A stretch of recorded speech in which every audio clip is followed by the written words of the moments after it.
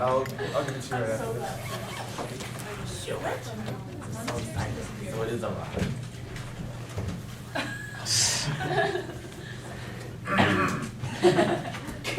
My name is Roger Shani. Okay, so I was trying to find a seminal object the whole time, and something that would maybe tell a story about my childhood or something, and all I could really find were toys and stuff, nothing that really had a deep attachment to me. And I finally realized that the object that mattered to me a lot was in my pocket the whole time. My keys, or key.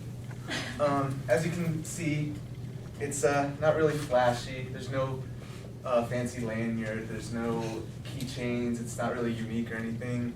It's not worth a lot monetarily or anything, but this is all so that it doesn't distract me from the fact that these keys are a reminder. And they are a reminder of my freedom, my independence, and the responsibilities I must take. I have the freedom to travel. I have independence. I have to rely on myself. I have to make my own decisions. I'm out in the world. I can do whatever I want. So I don't have to rely on my parents or anything. And I have to accept the responsibilities of being an adult. And it's sort of one symbol of the journey from adolescence to adulthood. And essentially, it's just really a reminder of that. That's it. Thanks, Rob.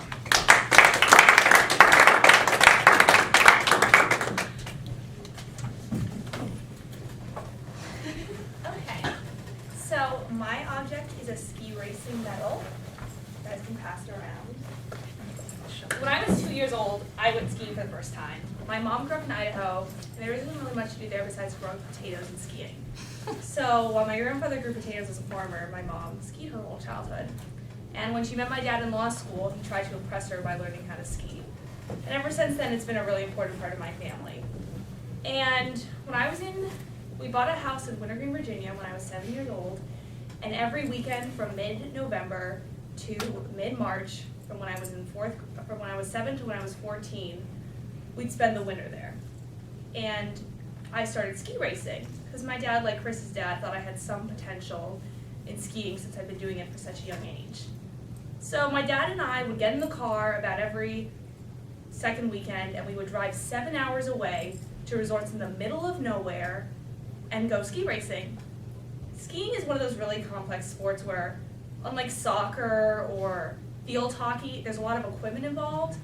There's like the spandex race suits, the helmets, the goggles, the skis, the poles. You have to have multiple types of skis for multiple types of racing.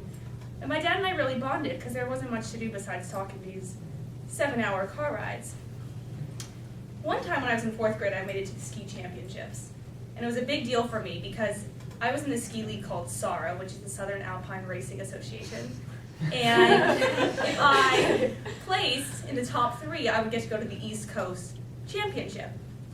So I'd been doing really well all season, and it was the final day, and it was a really windy and cold day on the race course.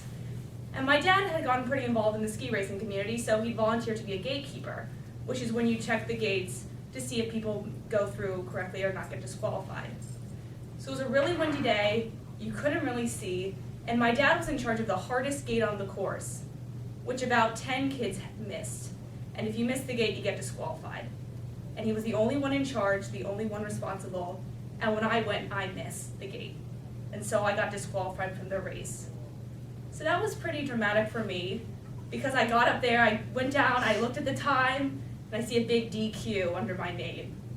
And I was like, oh, well, like, my dad said, before this happened, my dad's like, I think you may have gotten disqualified, but he didn't want to say that he was the one that ruined my chances in the national championships. And I was like, well, maybe they didn't see it. So I ran up, and I just saw a big DQ by my name. And then my dad told me that he was the one responsible for ruining my hopes and dreams. So basically, the rest of the 7-hour car ride on the way home was there was a lot of tension, I should say, because I was furious at my dad for ruining my hopes and dreams of being a ski racer. And to make up for it, my dad bought me a little pin that had Mickey Mouse on it on the ski slopes to try to, instead of a medal, I at least had this little pin that I have. So this was just one story of the times my dad and I spent ski racing. But what I really thought was important was it taught me a really important lesson. That my dad could have not disqualified me and no one would have ever known. I would have got to go to the East Coast Championships. But instead my dad did the honorable thing. And so my dad is one of the most important people in my life. And he's taught me a lot of lessons. So that ski medal here, for the tour group, was when I was in 5th grade. I actually got 3rd place. So this to me represents the time that my dad and I spent ski racing, how skiing has been such an influential part of my family, and just the lessons I've learned in life. Thank you. Way to hold up when the tour came in. Good job.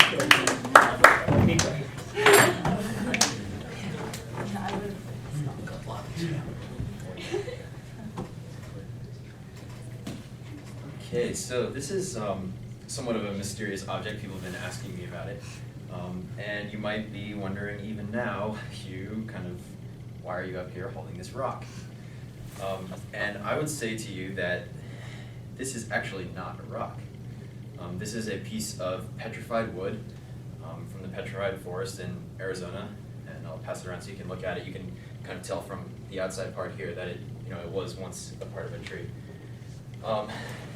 And really, what I want to have you guys learn about me from this rock is that, one, there's kind of more to me than there appears, just like there's more to the rock than there appears to be. And two, that I really value balance in my life. Balance is something that's always been important to me, and that rock really represents that for me. So the rock itself actually isn't that important. I bought it in a gift shop at the Petrified Forest in Arizona, and you can't take actual rocks from the Petrified Forest because people just go in there and take them and sell them because they're pretty valuable. So what's really important to me about the rock is what comes to mind when I think of it. So the first thing that comes to mind is my family's trip where I got the rock when we hiked the Grand Canyon. I may have told some of you this story, but for others, my family and I got up at probably 4:30 in the morning and started hiking the Grand Canyon. We stayed in a hotel on the ridge the night before, started hiking the Grand Canyon. We got down in a couple of hours, maybe 3 hours, so it was still early in the morning, but this was June in Arizona, so it's starting to get very hot. We're down in the bottom of the Grand Canyon, and all these professional hikers, all these people who have done this before are telling us you can't start hiking back up right now. It's too dangerous. No one does this. You should stay the night, but if you're going to try and go back up in one day, you should wait till it cools off a little bit. My family ignored this advice. We really like to push ourselves and kind of do challenging things. So we started hiking back up out of the Grand Canyon at probably 12 o'clock, one of the hottest parts of the day, and it was probably the most physically demanding experience of our lives. There were streams all the way up, which was very fortunate, and we just jump in with our backpacks and full clothes on, and that was really the only way we made it up. It was the only way for us to stay cool, and luckily they were spaced out enough all the way up that's how we were able to make it. But we got to the top. I think both my brothers had some heat exhaustion problems going up. I ended up not feeling very well, just a few hundred yards from the top. But it was just really a rewarding experience. It's something cool I did with my family. It just reminds me I have this this connection with nature around me. I love being out in the wilderness. I love battling the elements, and also it's just that balance in my life. It's something else kind of cool that I do. That's not school and that's not soccer. And that was a great experience that rock reminds me of. There's also an experience, an event that the rock reminds me of that I don't like remembering. But I think I've told this story to one other person outside my family, so you guys are really the first to hear about this. But my cousin went to St. Lawrence university, and he got very into leading trips outdoors, kind of wilderness excursions, and he was in Australia leading a trip 2 summers ago, and he loved what he did with this stuff, and he was, you know, always the first one trying new things, kind of pushing the limits on these trips. And unfortunately, he went over a waterfall just by himself, just free. They were riding waterfalls, and this is one they were concerned about, but he was the first one to go, and he went over and was killed when he landed. So Waldo Rock, the petrified wood, reminds me of kind of how I like doing some of that same stuff. It also reminds me that when I do that, and when, you know, my family is trying to push ourselves, there are also serious risks that are involved. I'm just always reminded that, you know, there are other parts to my life too, so that in anything I'm doing, I can't be so extreme, because it will, you know, affect maybe my future, maybe in other parts of my life. And then I'd also like to share with you the best day of my life, which is surprisingly not getting a good grade on a test, getting a good grade on a paper, winning a soccer tournament. It's not that. I don't know why this is the best day of my life. I think it's just this connection to, you know, being out in the natural world. But the best day of my life was one day on this trip in 8th grade. We were out in the wilderness for a week, just camping in tents at school. And everyone hated it, except for me. And this one day we had to lead our small group up to the top of a mountain with just a compass and a map. Our guides weren't allowed to tell us anything. We had to, you know, navigate our way up there. So we spent, you know, a couple hours sending people out just to where we could see them, lining them up with the compass, and then, you know, moving the whole group to that spot and doing this again and again and again until we got up to the top of the mountain, which is awesome. I'd never done that before, and we made it to the top. And at the top we had a lunch, and then a huge storm came in while we were on top of this tower at the top of this mountain, and we had to all get down off the mountain as quickly as possible. And the hike back to the camp was just in the pouring rain, and everyone was miserable again, but I don't know, for some reason I loved it.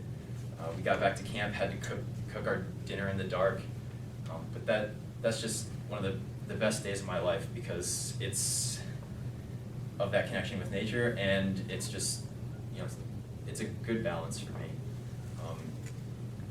So I guess just to leave you with a way to close, you know, this connection I have, I hope I can continue in the rest of my life. It's not something I get to do at school all the time, but I really enjoy it.